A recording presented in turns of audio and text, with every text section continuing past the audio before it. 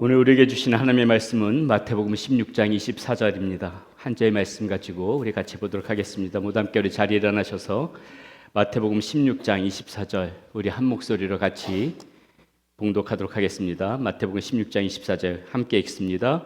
이에 예수께서 제자들에게 이르시되 누구든지 나를 따라오려거든 자기를 부인하고 자기 십자가를 지고 나를 따를 것이니라. 아멘. 예, 자리에 앉으시겠습니다. 기도합니다. 살아계신 아버지 하나님 감사합니다.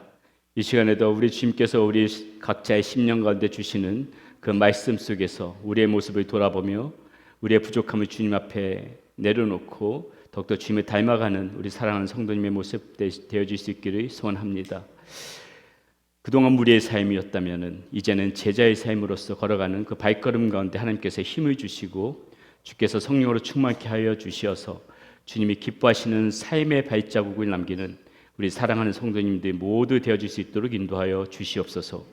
이 시간에 하나님 앞에 올려드린 예물 주의 영광 위하여 쓰임받는 예물 되지게 하여 주시고 우리 사랑하는 성도님들 형편에 따라 하나님께서 날마다 도우시고 인도하여 주시고 은혜 베풀어 주셔서 부족하고 어려움 없이 하나님의 은혜 가운데서 살아갈 수 있는 성도님들 모두 되어질 수 있도록 인도하여 주시옵소서. 우리 주 예수 그리스도의 이름으로 감사하며 기도드렸습니다. 아멘. 예, 오늘 설교로 그동안 이 8번에 거쳐서 나누었던 그런 제자 시리즈 말씀을 모두 마치려고 합니다. 복음서에서는 우리가 계속 나누어 왔지만은 이렇게 무리와 제자가 엄격하게 구분되어져 있습니다. 그렇다면 제자의 삶은 도대체 어떤 삶일까를 고민해 보자는 취지에서 그동안 말씀을 준비해 왔습니다. 그리고 오늘 말씀은 이 제자란 무엇인가에 대한 어떻게 보면 가장 핵심적인 내용을 담고 있고 그래서 이 내용을 가지고 이 시리즈 마지막 설교로 여러분들과 함께 좀 나눠보려고 합니다.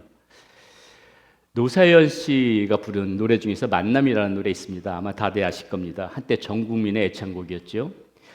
처음 가사가 이렇게 시작되어지죠. 우리 만남은 우연이 아니야. 그것은 우리의 바람이었어. 네, 저와 여러분이 예수님을 만난 거 결코 우연이 아닙니다. 예수님의 바람이었습니다. 우리는 예수님이 이 땅에 계신 동안에 수많은 사람들과 가졌던 그런 만남들을 기억합니다. 마치 우연인 것 같지만은 단지 우연이라고 볼 수 없는 그 예수님과의 만남으로 인하여서 한 사람의 인생이 변화되어지는 것을 우리는 성경에서 많이 그런 말씀들을 많이 찾아볼 수 있었고 목격할 수 있었습니다.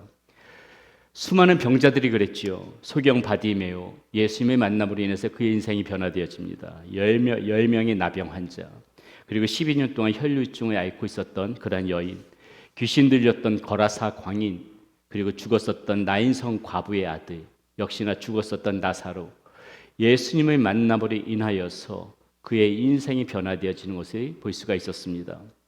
이 외에도 수많은 병자들과 귀신 들렸던 자들이 이렇게 예수님의 만남으로 그들의 인생이 바뀌어졌었죠. 자, 그뿐만이 아니죠. 고기 잡는 어부에서 사람을 낚는 어부로 변화된 사람들이 있었습니다. 예수님의 제자들이죠. 세리장으로서 동족의 미움을 받았던 삭개오, 5번 결혼한 과거로 인해서 소외된 삶을 살고 있었던 그런 사마리아 여인, 7 귀신 들렸던 막달라 마리아, 가늠하다 잡혀서 돌에 맞아 죽을 뻔했던 그러한 여인, 그리고 교회를 박해하는데 누구보다도 앞장섰던 바울, 다 예수님의 만남으로 인해서 이렇게 변화되어진 사람들이었습니다.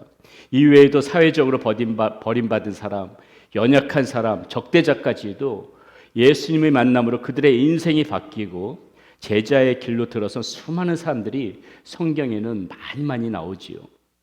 자, 우연인 것 같지만은 실상은 그 모든 것들이 그 모든 사건의 배후에는 주님의 바람, 주님께서 원하시는 것 그런 것들이 담겨져 있었다는 것입니다. 주님께서 오신 목적이 그것이었고요. 주님께서는 그러한 자들을 변화시켜서 하나님의 자녀로 삼고 싶으셨던 것이 주님의 바람이었습니다. 반면에 예수님을 이렇게 수없이 만나고도 여전히 무리에 머물렀던 사람들 역시도 성경에는 많이 나옵니다. 그저 자신의 필요만을 그때만 취하고 소리 없이 사라졌던 수많은 무리들이 성경에는 보여집니다.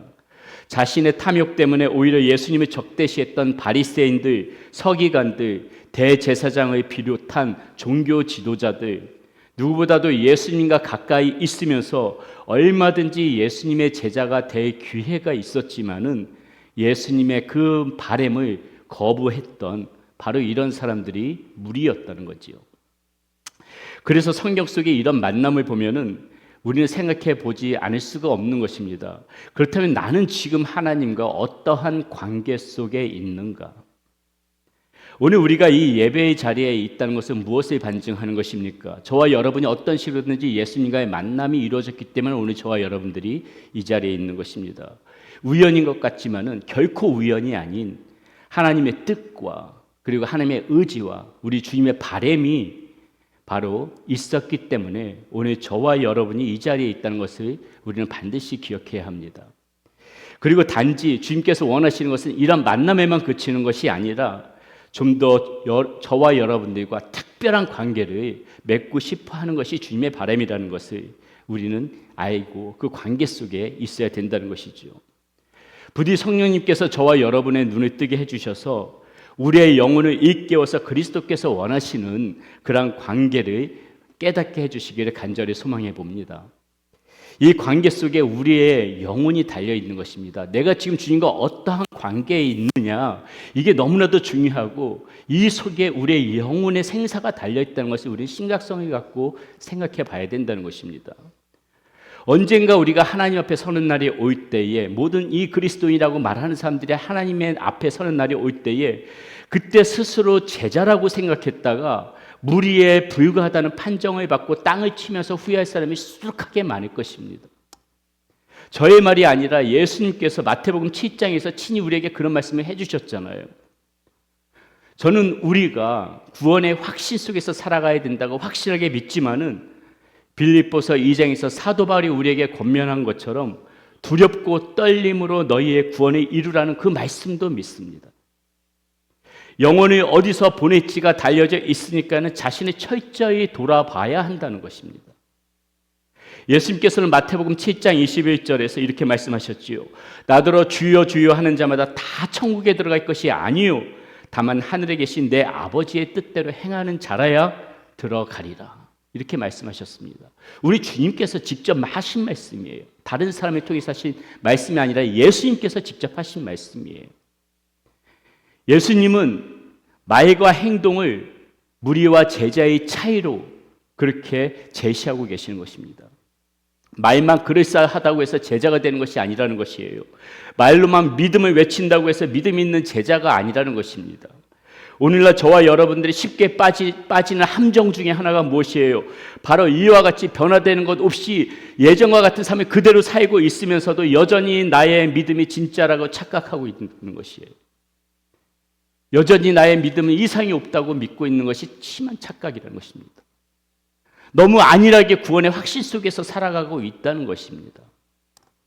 한 가지 예를 들어볼까요? 저는 우리의 몸이 건강해지려면 어떻게 해야 되는지 저는 너무나도 잘 알고 있습니다. 먼저 올바른 식습관과 그리고 운동이 필요하지요. 과식을 하는 거 좋지 않지요. 특히 잠자리에 들기 전에 몸에 좋지 않은 음식은 절대로 금물입니다. 과자나 아이스크림 같은 거 이런 거 건강에 해치는 거죠. 전 너무나 잘 알아요. 그래서 저는 이것을 잘 알고 있기 때문에 퇴근에 하고 샤워를 하고 이게 저녁을 먹고 난다면은 소파에 앉아서 한 손에는 성경을 그리고 한 손에는 이렇게 인문학 책을 들고 있어야 하는데 한 손에는 과자를 한 손에는 아이스크림을 들고 있을 때가 얼마나 많이 있는지 몰라요. 운동도 제 아내가 잔소리하는 것을 듣다가 할 수 없이 그 잔소리가 듣기 싫어서 실내 자전거 10분 정도 탄 다음에 헉헉거리면서 내려옵니다. 생활 방식은 예전과 똑같이 살아가면서 건강해지는 법을 제가 안다고 해서 건강해지는 것이 아니라는 거죠. 한 가지 더 예를 들어 볼까요? 많은 사람들이 이렇게 말하죠. 가족이 최고다. 가족보다 중요한 것이 없다. 그런데 여러분 실제로 집에서는 어떤 모습을 보이고 있습니까? 배우자의 손을 살포시 잡아주면서 당신 수고가 많아. 당신한테 더 잘해주지 못해 미안하다. 여러분 이렇게 말할 줄 압니까? 자녀가 조금 빗나갈 때 윽박 지르고 혼내는 것이 아니라 엄마 아빠가 너희들에게 먼저 옳은 모습을 보여주지 못해 미안하다. 여러분 이런 말 하십니까? 저도 그런 말을 살아오면서 잘하지 못한 것 같아요. 알기는 아는데 안 되더라는 거죠. 못하고 있더라는 거죠. 무리는 주여 주여 하고 말로만 외칠 뿐 그에 어울리는 삶을 살지 않더라는 거예요. 아는 것에 그치는 것은 무리요. 아는 것을 조금이라도 실천해보고자 행동하는 사람이 제자인 거예요. 안다고 제자가 아니에요. 그리고 정말 심각한 문제는 무엇인가? 예수님의 말씀에 의하면은 그 무리 중에 많은 자들이 천국에 없을 것이라는 거예요. 천국에 없을 것이라는 것이에요. 그 무리 중에 많은 사람들이 그럴 거라는 거예요. 오늘 본문에서 주님은 그래서 우리에게 이렇게 말씀하고 계시는 것입니다. 우리 다시 한번 함께 읽어보겠습니다. 이에 예수께서 제자들에게 이르시되 누구든지 나를 따라오려거든 자기를 부인하고 자기 십자가를 지고 나를 따를 것이니라. 아멘. 자기를 부인하고 자기 십자가를 지고 지금 예수님을 따르라고 말씀하고 계십니다. 좀 더 이 말씀의 의미를 깊게 한번 좀 생각해 보겠습니다. 주님을 따른다는 것, 도대체 무엇을 의미하는 것일까요? 첫 번째, 예수님을 사랑하는 마음이 먼저 깊어지는 것이 주님을 따르는 것이다. 자, 오늘 본문에서는 예수님께서 이렇게 말씀하십니다. 누구든지 나를 따라오려거든. 누구든지 나를 따라오려거든. 자, 따라오려거든. 이 말씀 한번 생각해 볼까요? 누구를 따라간다. 누구를 쫓아간다. 이 관계가 제일 많이 보여지는 모습이 어디에서 나타납니까? 연인 사이에서 가장 많이 나타나는 말이죠. 실제로 예수님께서 이 말씀을 하실 때는 열정적으로 그렇게 사랑하는 사람을 쫓아다니는 것처럼 그렇게 자신을 따라오라고 말씀하고 계시는 것이에요. 예수님께서 원하시는 제자는 예수님을 너무도 사랑해서 마치 넋이 나간 사람처럼 아무런 조건 없이 마음을 다해 열정적으로 주님을 따르는 것, 그런 사람을 예수님께서는 원하고 계시다는 것이에요. 여러분들도 다 사랑을 해보셔서 아실 것입니다. 사랑을 하면 이성적이 되던가요? 거의 비이성적이고 비논리적일 때가 얼마나 많이 있는지 몰라요. 말도 되지 않는, 사랑하면 내가 저 하늘의 달이라도 따서 주겠다, 그런 말을 합니다. 말도 되지 않는 소리죠. 비논리적이죠. 저도 연애할 때 제 아내들 보면은 이렇게 비논리적이고 비이성적일 때가 얼마나 많이 있었는지 모르겠습니다. 제 아내는 서울에 살고 저는 파주에 살 때인데 주로 서울에서 데이트를 하지요. 그리고 헤어질 시간이 되면은 제 아내는 그 시간이 아쉬워가지고 2시간쯤 되는 저희 동네까지 저와 함께 버스를 타고 같이 옵니다. 그리고 자기는 저를 내려놓고 다시 2시간이나 걸려 돌아가요. 말이 됩니까? 논리적이지 못하죠. 비이성적이죠. 제가 군대 있을 적에도 제가 포항에서 근무했는데 서울에서 포항까지 면회 와서 2시간 정도 면회하고 당일치기로 돌아가고 그랬습니다. 저도 아내를 사랑했지만 돌이켜보면 아내의 불같은 사랑에 비할 바는 아니었던 것 같아요. 이와 같이 사랑을 하게 되면 마음과 에너지를 모조리 다 쏟아붓게 되어져 있어요. 다 쏟아붓게 되어져 있어요. 예수님께서 우리에게 원하시는 제자의 모습이 이런 모습 아닐까요? 예수님께서 나를 따르라고 말씀하실 때는 바로 저와 여러분에게 이러한 모습을 염두에 두고 말씀하시는 것이 아닐까요? 사람들에게 예수에 미쳤다는 소리를 들을 정도는 돼야 하지 않겠습니까? 고상하게 신앙생활하고 신사적으로 믿음 생활을 하는 것이 오늘날 마치 신앙의 척도인 것처럼 말하지만은 사실상 예수님은 우리에게 기대하시는 모습이, 예수님이 우리에게 기대하는 모습은 그런 모습이 아니라는 거예요. 그런 고상한 신앙, 신사적인 신앙, 예수님 그런 거 우리에게 그런 거 원하지 않으세요. 저렇게까지 예수에 미칠 수 있나? 적당히 신앙생활 좀 하지. 몸도 아프고 쉬지도 못해 힘들다면서 주일 하루쯤 쉰다고 그 어디 덧나나? 이런 말 정도는 들어야 한다는 것이죠. 우리는 예수님의 관계를 이렇게까지 생각하지 않습니다. 그저 일주일에 한 번씩 억지로 몸을 일으켜 예수님을 따르는 신용만 할 뿐이죠. 큰 열정도 없습니다. 애쓸 생각도 없습니다. 가급적이면 사람들 앞에서 신앙인이라는 거 티 안 냅니다. 믿음 때문에 사람들과 갈등이 생길까 봐 필요하면 적당히 타협해 주기도 합니다. 무리들은 다 이래요. 예전에 제가 한국에서 한 10년 정도 학교를 대학교 졸업하고 직장 생활을 했었는데 직장 생활을 할 때 제일 힘든 것이 무엇이었는가? 그 중에 하나가 믿지 않는 분의 상갓집에 조문을 갈 때였어요. 직장 동료들 중에는 신앙인도 있었는데 같이 조문을 가게 되면 뻔히 교회 다니는 집사님인 줄 아는데 서슴없이 절을 합니다. 그때 혼자 절하지 않고 서 있는 것이 쉽지만은 않더라고요. 제가 신앙인이기 때문에 절하지 않는다는 거 상주도 잘 알고 있지만은 그 상주가 신앙인이 아니기 때문에 뭐라고 하지 않는데 괜히 눈치가 보이는 거예요. 아마 그래서 같이 조문 간 집사님들 중에도 절하는 것이 아닌가 싶습니다. 일종의 상주와 무언의 타협인 거죠. 원만한 관계를 위해서 유별나다는 소리를 듣고 싶지 않기 때문에 그 순간에 일종의 타협이 이루어지고 있는 것입니다. 하지만 예수님께서는 우리에게 그런 관계를 원하지 않으신다는 거예요. 세상과 예수님을 두고 마음을 나누는 그런 관계가 아니라 예수님께서는 우리의 전부를 원하신다는 거예요. 우리의 마음 전부를 원하신다는 거예요. 오직 주님께만 마음을 주기를 원하신다는 것입니다. 이렇듯 하나님의 관심 대상은 바로 우리의 사랑임을 우리는 반드시 기억해야 돼요. 우리가 얼마큼 예수님을 사랑하는가, 주님은 그걸 주목해서 보시는 거예요. 우리가 열심히 그분을 쫓아갈 때 주님은 기뻐하시는 것입니다. 주님을 사랑하는 마음이 깊어지는 것이 곧 주님을 따르는 것이고 그게 곧 제자의 길이라는 것이, 그게 먼저라는 것입니다.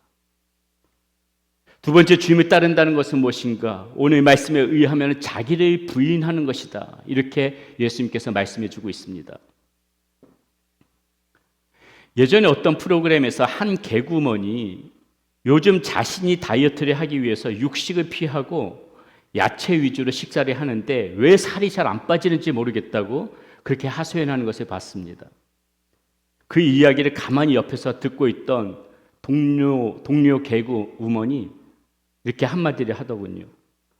소도 그렇게 채소는 안 먹어. 소도 그렇게 채소는 안 먹어.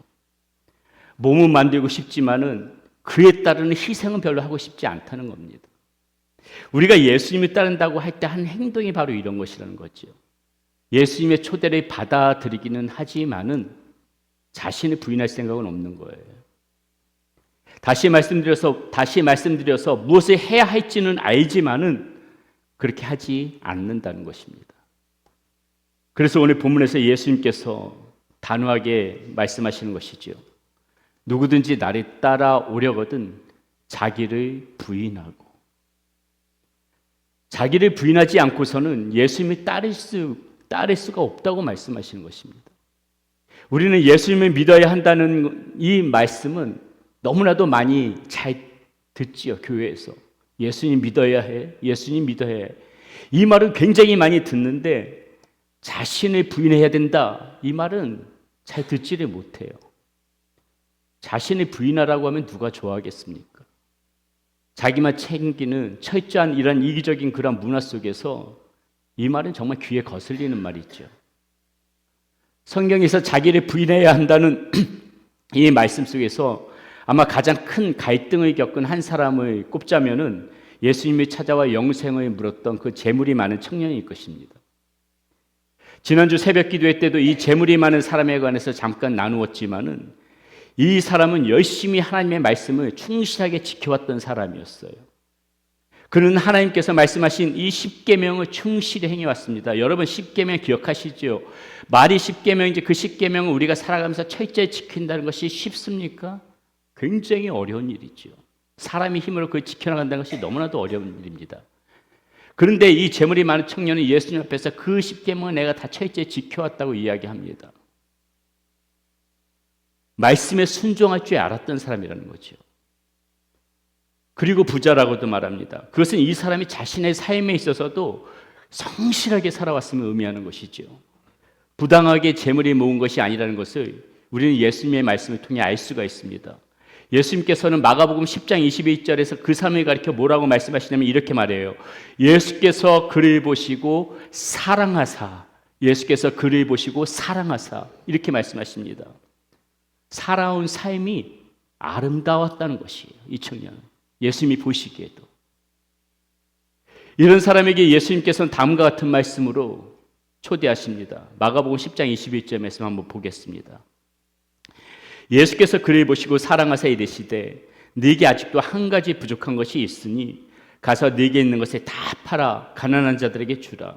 그러면 하늘에서 보화가 내게 있으리라. 그리고 와서 나를 따르라 하시니.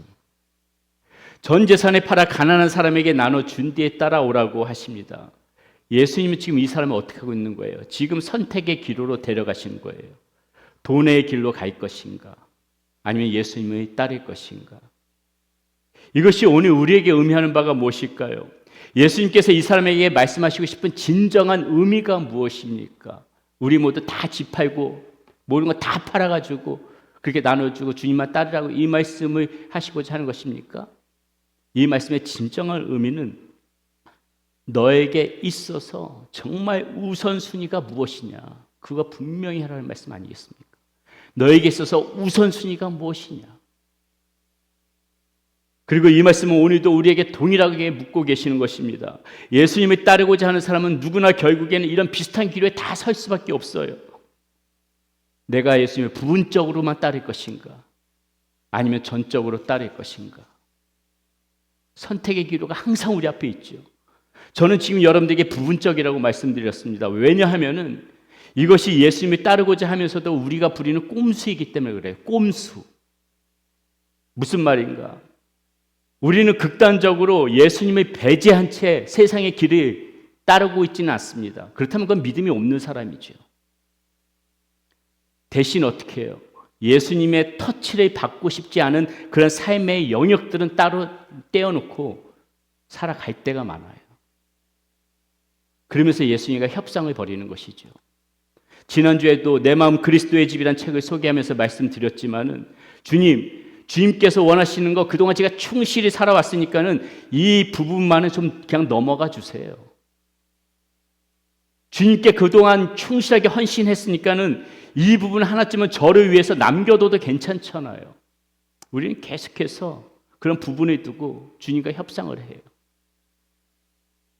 예수님을 따를게요. 단 재물이 없어지는 것은 싫어요. 예수님이 따를게요. 단 그 사람을 용서하라는 말은 하지 말아주세요. 예수님을 따를게요. 단 제가 즐기는 이것 하나만큼은 그냥 눈 감아주세요. 계속해서 타협하죠.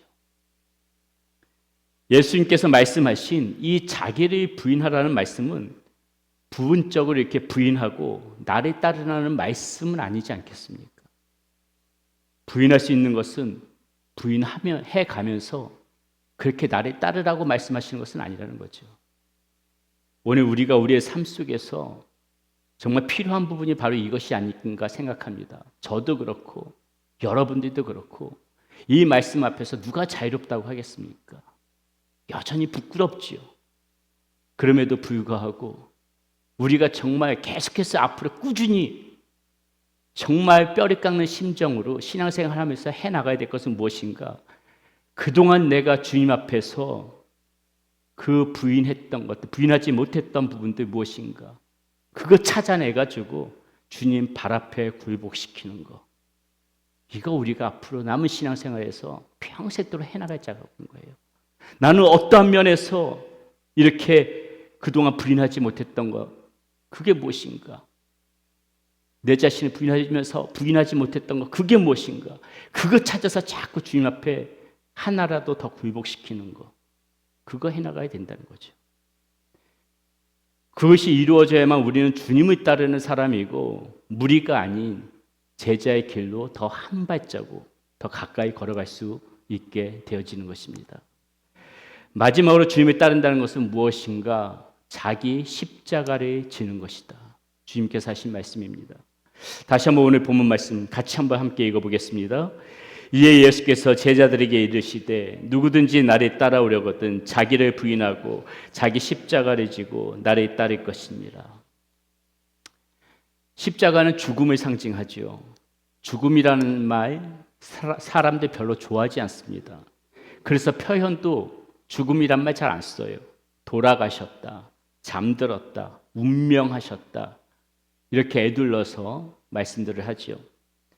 그래서 그런지 사람들은 이 십자가조차도 순화시키려고 합니다. 여러 가지 장식물과 예쁜 보석들로 이렇게 십자가를 꾸미기를 좋아해요. 그러나 여러분, 십자가가 무엇입니까? 십자가가 무엇이에요? 로마인들이 이런 유대인 같은 피정복인들을 굴복시키기 위해서 사용했던 아주 잔인한 처형 도구가 바로 이 십자가입니다. 이 지구상에서 어떻게 보면 가장 잔인한 처형 도구가 바로 십자가예요. 십자가는 단지 예수님처럼 이렇게 못이 박히고 창이 찔리고 그렇게 해가지고 죽기 때문에 잔인한 십자가라고 말하는 게 아니에요. 십자가는요, 온몸에 피가 남김없이 하나씩 쭉쭉 다 빠져나가면서 서서히 죽어가게 만들어요. 십자가는 굴욕의 상징입니다. 쉬운 처형 방법이 수없이 많으면서도 십자가 처형을 선택한다는 것은 많은 사람들 앞에서 이 죄인을 욕보이기 위해서 십자가형을 선택하는 거예요. 성경을 보면 병사들이 그 예수님이 어떻게 합니까? 심하게 욕보이고 조롱하고 침을 뱉지요. 바에게 벗겨서 그렇게 십자가에 매답니다. 이것을 잘 아심에도 예수님께서 왜 나를 따르려면 자기 십자가를 지어야 한다, 굳이 십자가를 지어야 한다 이렇게 말씀하셨을까요? 바로 이와 같이 겸손히 십자가를 지고 내가 아무것도 아닌 존재로 마치 죽은 존재처럼 저와 여러분들이 낮아져야만이 나를 따르는 것이라고 말씀해 주시는 거예요. 편안하게 십자가를 짊어지는 방법 없습니다. 내가 십자가를 지겠다는 것은 그에 따른 고난도 내가 감당하겠다는 표현이에요. 의지의 표현이에요.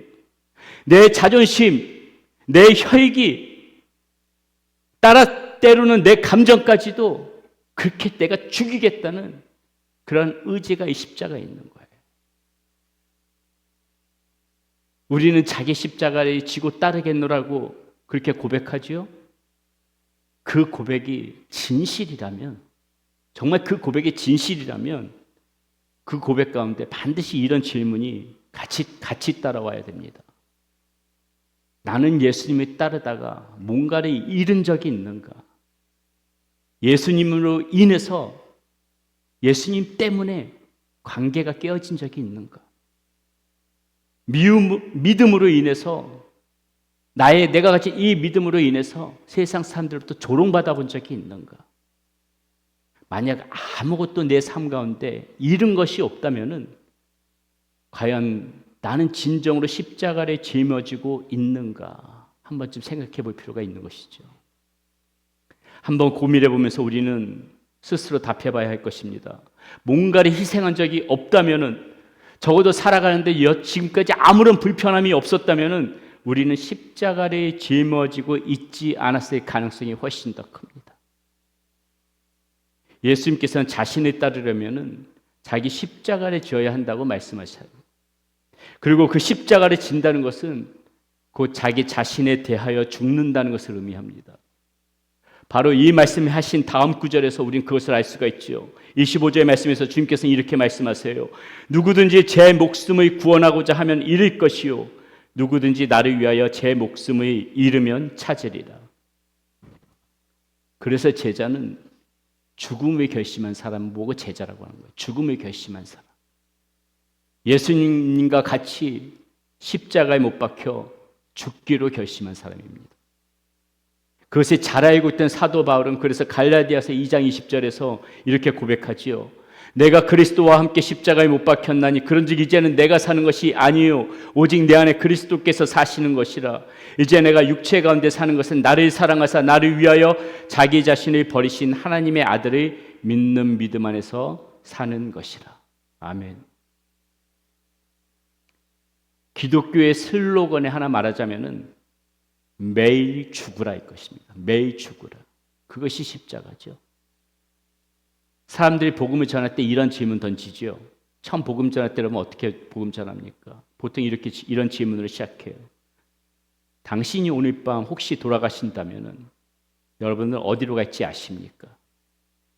이 질문으로부터 시작해서 예수님을 영접하게 합니다. 그래서 많은 사람들이 예수님을 영접하면서 구원을 받습니다. 그렇게 그리스도를 영접하고 나면 죽어서 구원을 얻는다는 것에 대한 만족함으로 그칠 때가 많이 있어요. 그런데 사실은 여기서 그치면 안 돼요. 한 가지를 더 알아야 하는 것입니다. 그리스도를 영접하면 죽어서 영생을 얻는다는 그 사실뿐만이 아니라 자기 자신도 죽어야 한다는 것을 알아야 한다는 것이죠. 그것도 말해줘야 된다는 것이죠.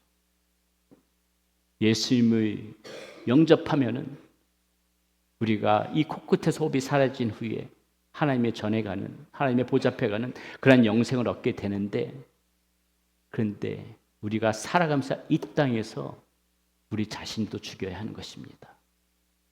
그렇게 살아야 되는 것입니다. 그런데 이 이야기를 하질 않아요.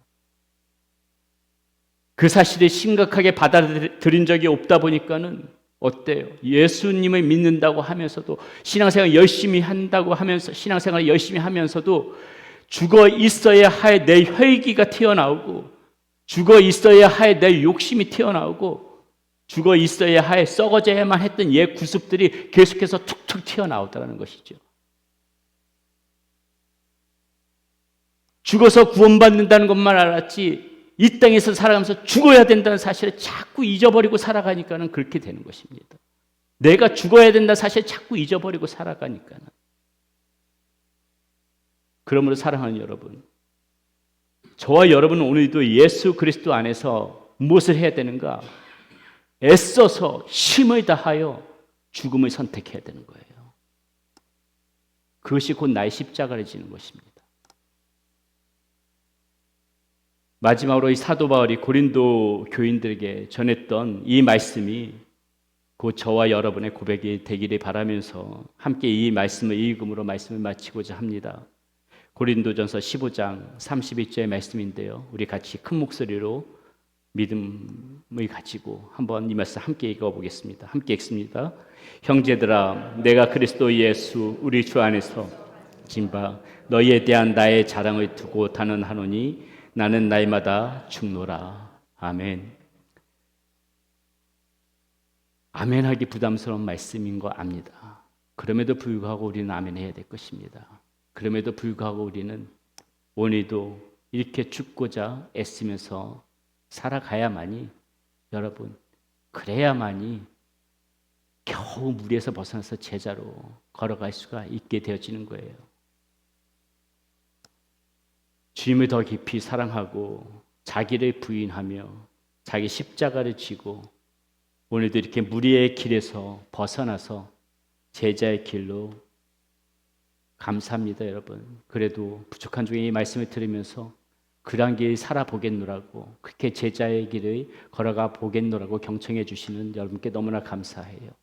그러나 우리는 끊임없이 오늘도 이 무리의 길에서 벗어나서 이 제자의 길을 포기하지 말고 그렇게 여러분 오늘도 우리 자신을 죽여가면서 자기를 부인하면서 주님을 더 깊이 사랑하면서 그렇게 걸어가시는 여러분들이 되시기를 축원드리겠습니다.